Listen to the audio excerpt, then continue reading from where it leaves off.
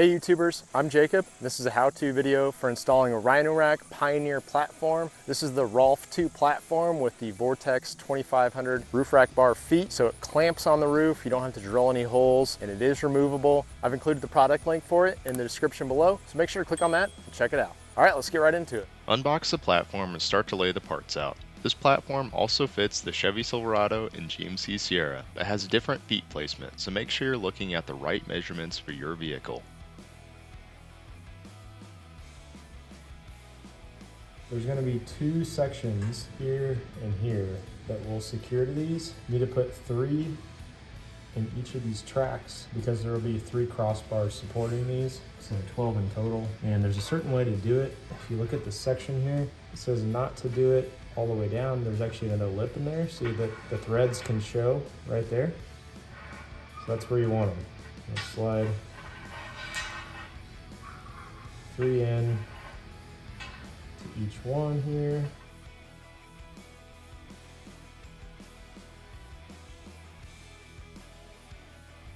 Now that we have that together, these 2 ends will insert into it. Like that. Okay, so now we're going to take the L, which is the coarsely threaded screws. It goes right down here in the top. Well, these are only for the side rails.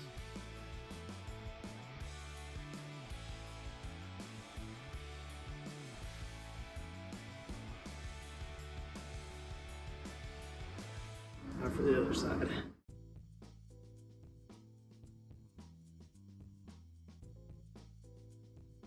Okay, so now we have these longer K screws, and there'll be 2 on the front and rear, and 1 on the side rail. And there's a special bit that came with the set so that you can use a drill like this to get into those tight little spots there. I'm gonna go ahead and just put all my screws in first before I snug this up.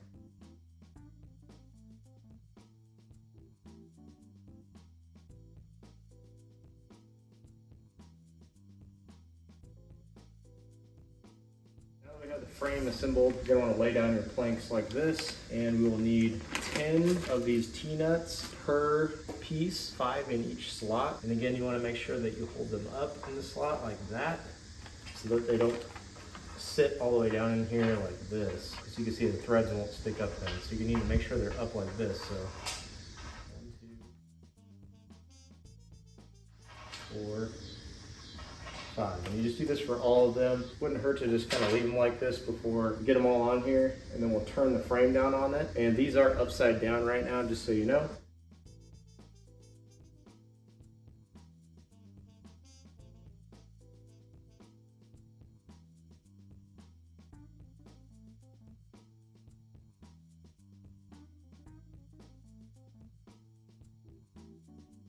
Don't forget to use the supplied T-handle torque wrench to torque to the right spec.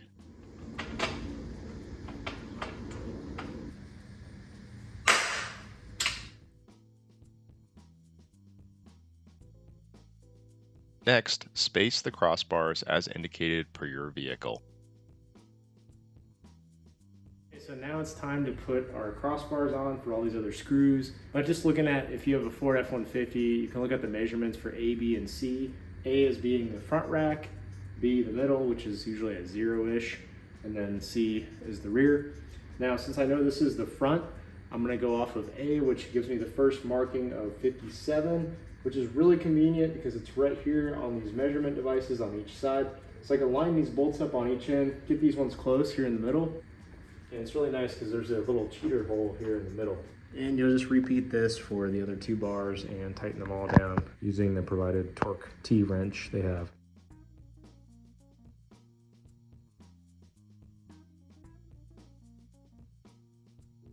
Now we have to measure back from the edge to mount our feet. And for our F-150, it is 3 11/16. So it's right here.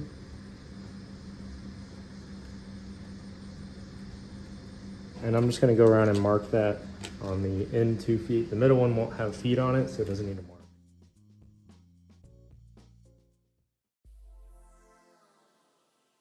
Now time to assemble the feet and they all go a certain direction with these bases and everything. So if you look at the bottom of them, it'll tell you the part number and the side and the direction it should be facing. So this one is a left-hand side, so driver side, and then this one here, these two are passenger side, right-hand side. So this one will be the rear and then the front, and this one will be the front and then the rear. And what we'll do to assemble them is make sure the arrow is pointing down, the feet kind of edges back towards the back here, because of the way that this will grip on the roof. And then you basically just push this down on here.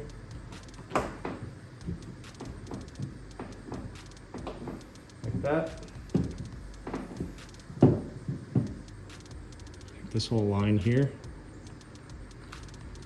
And then snap into place and allows it to pivot so that this can grip the roof. So once we get that set, you want to take the provided tools here, kind of loosen up this T-nut, get it ready to slide on the track after we snap this together. Like this, just like that.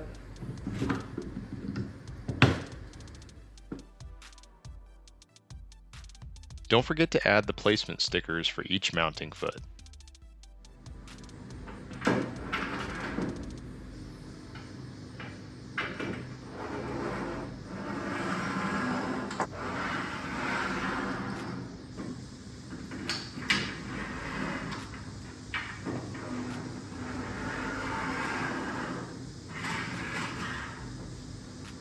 Turns out this inside edge is what needs to line up right there.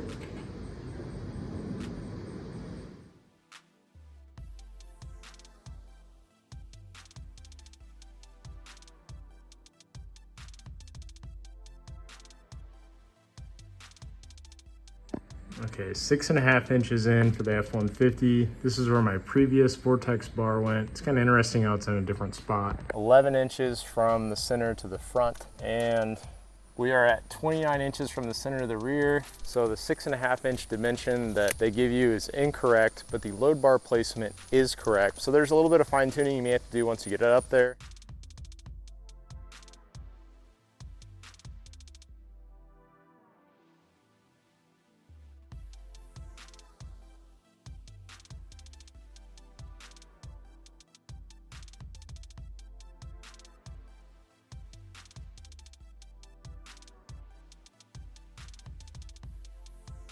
I adjusted the mounting feet slightly wider to fit snugly in the roof gutter. The next step is to undo this bolt that's in here and then include the hook that will hook on for the inside. Align this bolt again in here and you start tightening it up. So I'm just gonna get it set for now. I'm not gonna tighten it down. Get the other one set.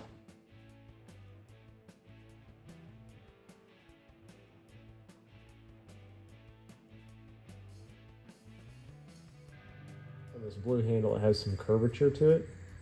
It's pre-tension basically, so once this becomes straight, then you've tensioned it enough. But I like to just do like 2, 3, 4 turns, and then I'm gonna go to the other side and do 4 turns and just work my way around that way. I evenly tighten it on the truck.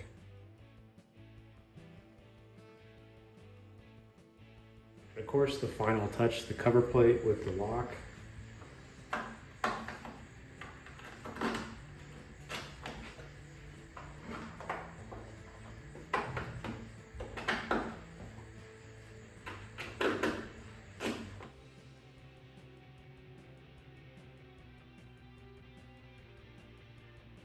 Thanks for watching my how-to video for installing the Rhino Rack Pioneer platform on an F150. If you enjoyed it, please smash down the like button and subscribe to my channel for more content. And as always, I've included the product links in the description below, so make sure to click on those, check them out. Thanks for watching.